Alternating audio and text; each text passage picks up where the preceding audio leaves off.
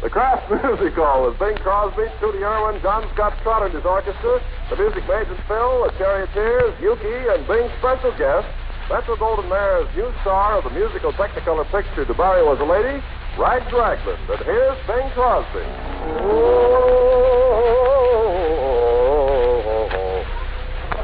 Me name is MacNamara's. I'm the leader of the band. Although we're few in numbers, we're the finest in the land. We play at wasted weddings and at every fancy ball. And when we play for funerals, we play the march and song. The drums go bang and the cymbals clang and the horns they blaze away. A Cassie pumps the old bassoon while I the pipes do play. And Tennessee toodles the flute and the music is something grand. A credit to old Ireland is MacNamara's band.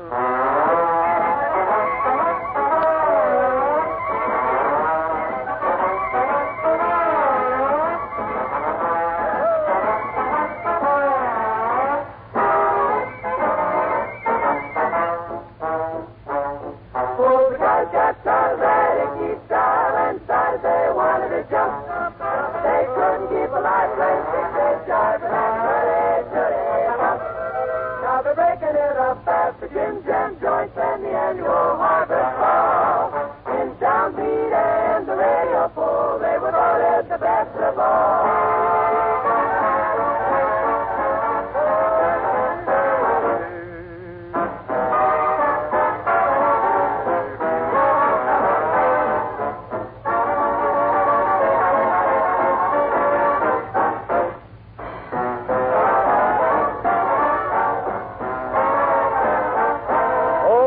Go root, and the trombones hoot, and the trumpets blast away.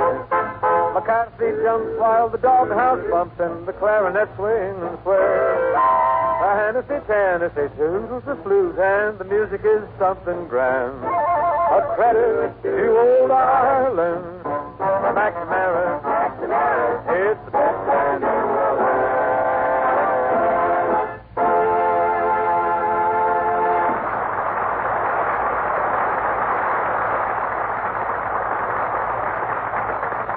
The old Kraft Music Hall, friends, heading out by shortwave for the battle stations of the United Army. The armies of nations are united by the unfaltering belief that all men should be free men. They're fighting strong, cruel, and desperate enemies who are not united.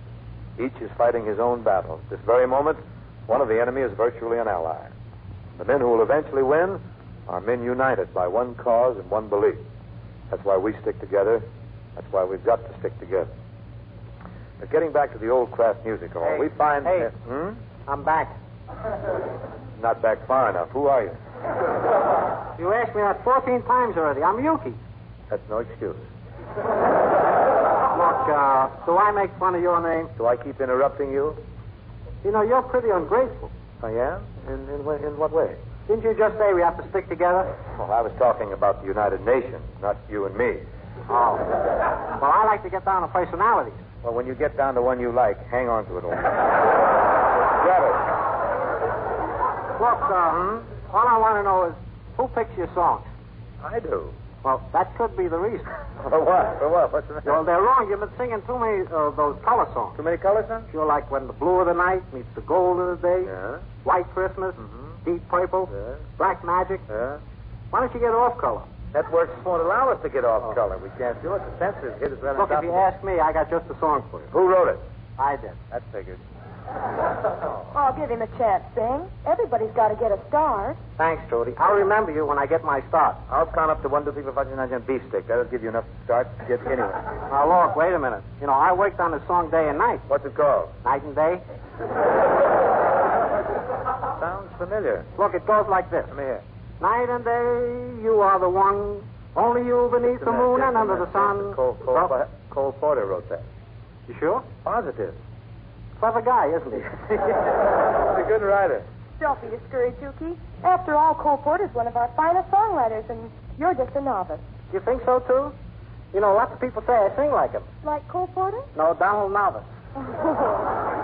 You know, I'd like to hear some of your songs, Yuki. Thanks. If I can use this piano, I'll play some for you. I'll go easy on that piano. That's a very valuable instrument.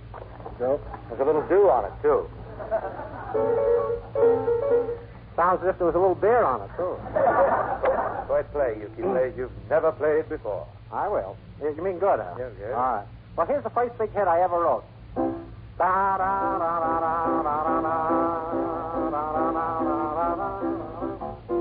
John Philip Yuki.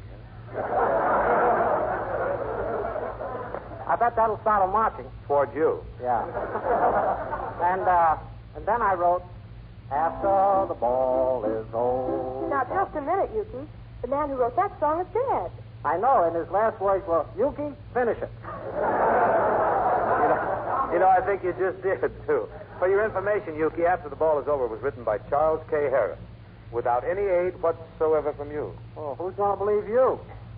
And then I wrote, That old black market got me in its spell. The cops asked where it was, but I won't tell. You like that idea for a song? It's interesting. See, it's like I said, you don't know a good tune when you hear one. I'll bet you don't even like the way I sing. Professional jealousy.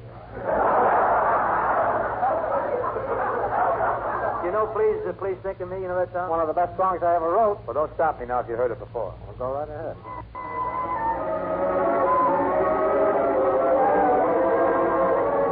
Please think of me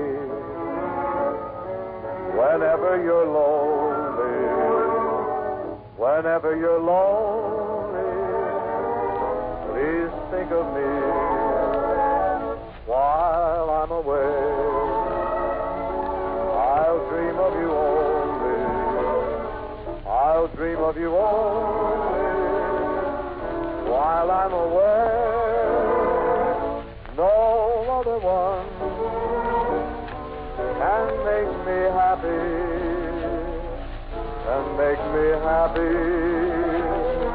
as you, my love, when you feel blue.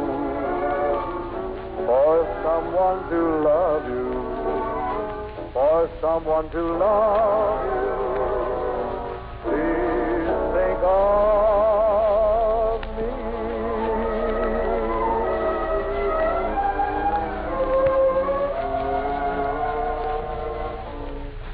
Thus, friends, please think of me. And here now is another aim at channeling your thoughts. Directed, sir.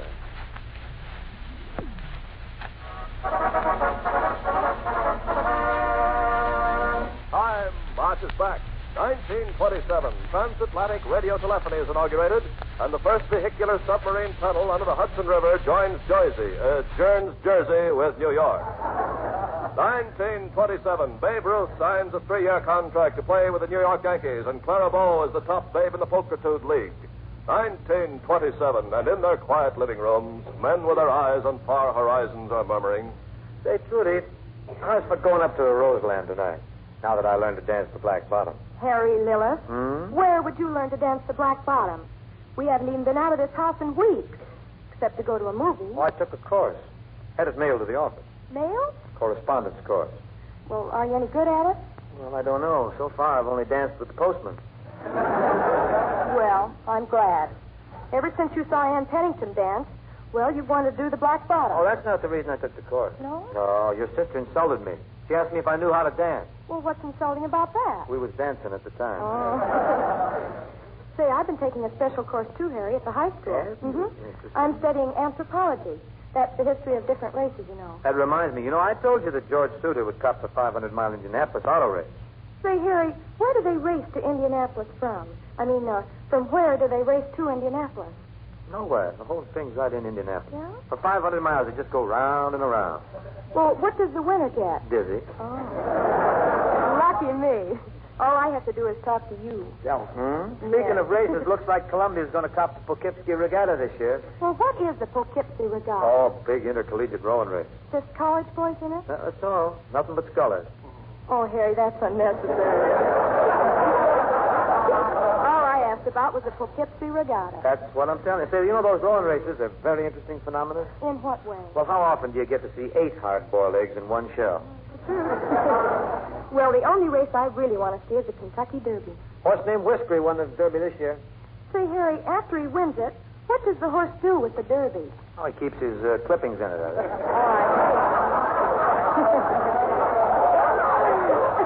Great. Speaking of clippings, you heard that new tune about the souvenirs? No, which one? Well, it goes like this here. There's nothing left for me of days that used to be. I live in memory among my souvenirs.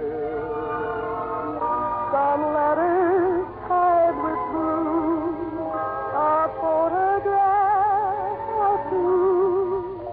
I see a rose from you among my souvenirs. A few more tokens left within my treasure chest. And though they do their best to give me consolation,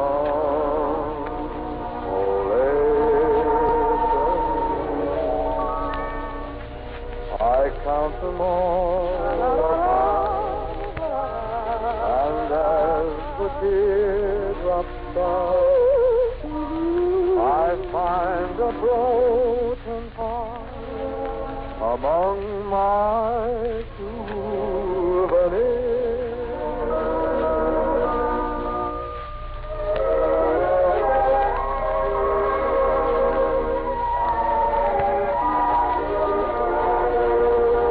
And though they do their best to give me consolation,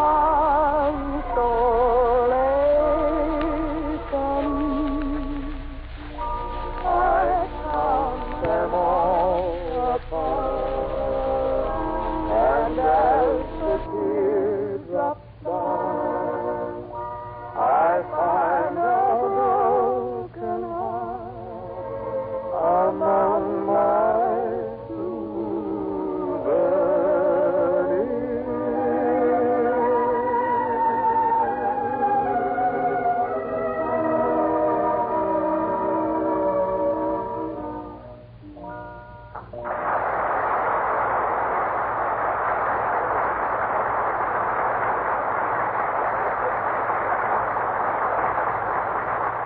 Coming up sort of the hard way, our good friend John Morgan Lee Beauregard Ragland, that's long for Rags Ragland, began his theatrical career in burlesque. After many a mad semester majoring in baggy pants and whacking sundry characters about the noggin with pig bladders, Rags graduated to one of the comedy leads in the smash Broadway musical, Panama Hattie. The Messrs. Metro Goldwyn and Mayer, they found out how Rags was fracturing the folks in this affair, so they transferred him to Culver City for the movie version of said Mrs. Panama Hattie. Yeah, and don't forget that he finished a Technicolor musical picture, The Barry Was a Lady, where he kills the customers. Mm-hmm. You ought to see him in Technicolor. Oh, I'll bet he's lovely. I'll take it from here. You don't mind? Please don't interrupt. And don't forget that Rags Ragland is a genius. He can play any kind of a part. He's versatile, huh? No, he's American born. Oh. He's just as much at home in a jail as you are in a stable. That's You talk as if you're pretty thick with old Raggedy. Oh, sure. I knew him when he was in burlesque. His partner was Miss Sunburn. Miss Sunburn. What did she do? Peeled. I see. I tell you, he's a genius. Ain't you, Mr. Ragland? Yep. Too many people think he's a dope. Yeah. Well, tell me, Rags, in Barry Was a Lady, did you get to kiss Lucille Ball, the leading lady? No, I don't go around kissing girls. But hey, maybe I am a dope. How come this name Rags? Where did you grab that? Well, I used to dress like you do. And you ain't kidding, brother. Brother, wait a minute. You two aren't brothers. Oh, no. My brother's still living. I haven't seen you around your old haunts for quite a spell, Rags. What you been doing? Oh, I've been out of town for 6 months. Oh, yeah? Doing what? 6 months. Romeo in Joliet, huh? Yeah. In a can, huh? Were you happy in the pokey, Rags? Oh, sure. Hey, we had all the coffee we wanted. And sugar, too. Sugar, too? Sure. My cell buddy, he used to use 8 spoons in 1 cup of coffee. Well, why so much? It was stir crazy.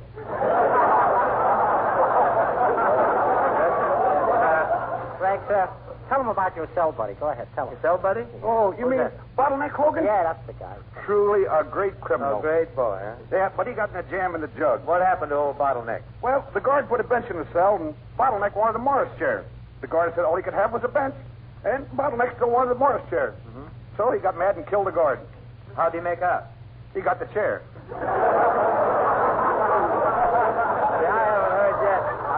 I'm not up on this stuff. What crime did you commit? Well, he used to hijack silk lingerie. Yeah. I was the king of the undie world.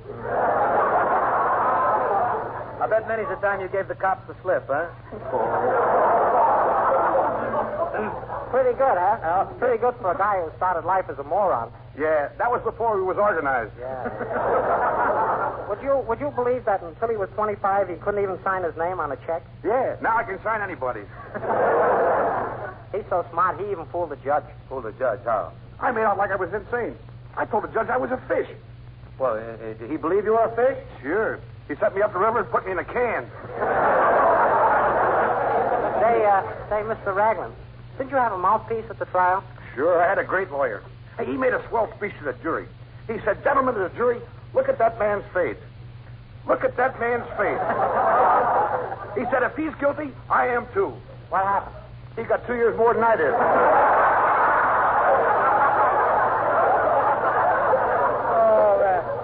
Well, Raggedy, now that you're out, what are you going to do? Well, he's going to get a war job. Yeah, I got to. They declared crime non-essential. If you were a musician, I know where you could get a job. Oh, yeah? Can you play any instrument? Sure. But when I was in stir, they wouldn't let me practice in my cell. What instrument did you play? The musical saw. Well, jails, too, are fighting absenteeism. Say, very good, thank you. What do you say, Crosby? How about a job for Mr. Ragland? Now, don't worry about me, Yuki. I really don't need a job. I can always make money playing blackjack. I never lose. How come you never lose? I use my own blackjack. Look, Rag, seriously, I'd like to help you rehabilitate yourself. Just between you and me, have you ever done anything honest? Once. The other day, I found $500 on Hollywood Boulevard. So I put an advertisement in a newspaper before I spent it. What newspaper? The London Times. He knows all about used cars, too. Oh, he used to handle used cars, huh? Sure. When I saw one I liked, I used it. Boy, I wish I was a genius. You come from a whole family of them, don't you, Mr. Ragland? Sure. Nobody in town ever held a candle to my father. Why not? Guess nobody ever thought of it.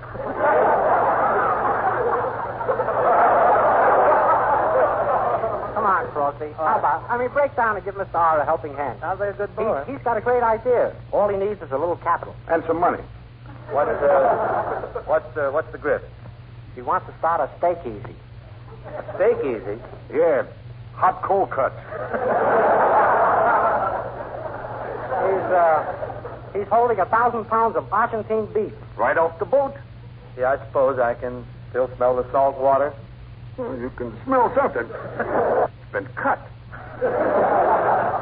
What do you say, Crosby? How about giving him a job? Nah, don't beg him, Yuki. Look, I'm 40 years old. I've been supporting myself ever since I ran away from home. How old were you when you ran away? 39. Your parents must have missed you. Not yet.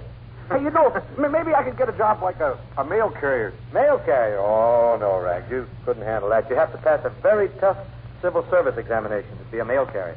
Well, what kind of questions do they ask? Oh, they ask all kinds of tough questions. Like, they might ask you, how far is it from the Earth to the Sun? Oh, well, if that's the route they're going to give me, I don't want the job. Come on, Yuki, let's get out of here.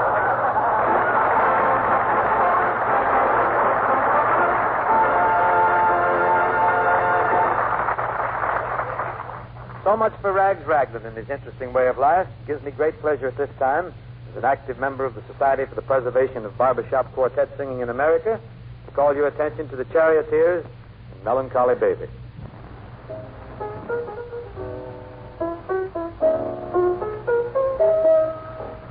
Come to me, my melancholy baby.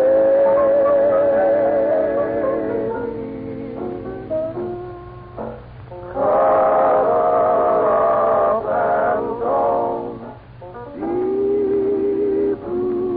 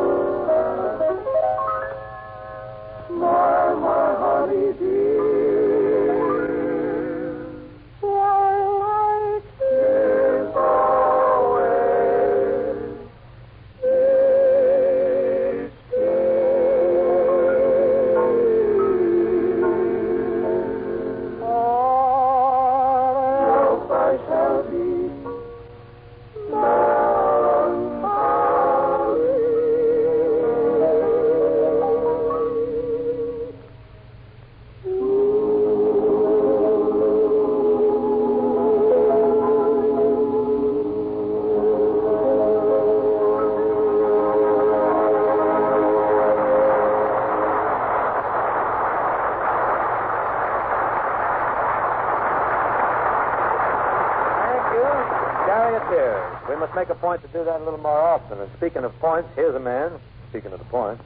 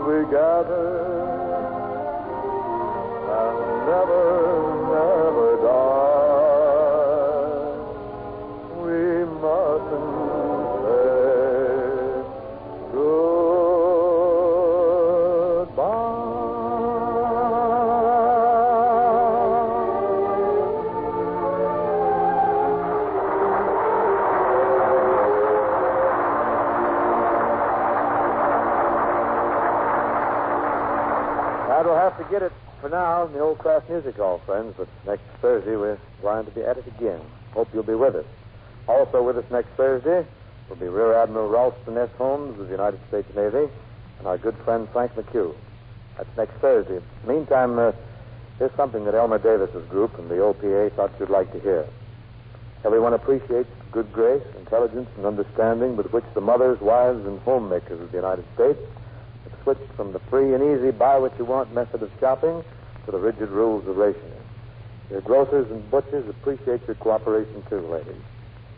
Really, it's not easy to change years of buying habits and living habits, but millions of men have done it, and their women folks are certainly backing them every inch of the way. I guess we all know that no sacrifice we make here at home can be overlooked that will give them aid. Good night.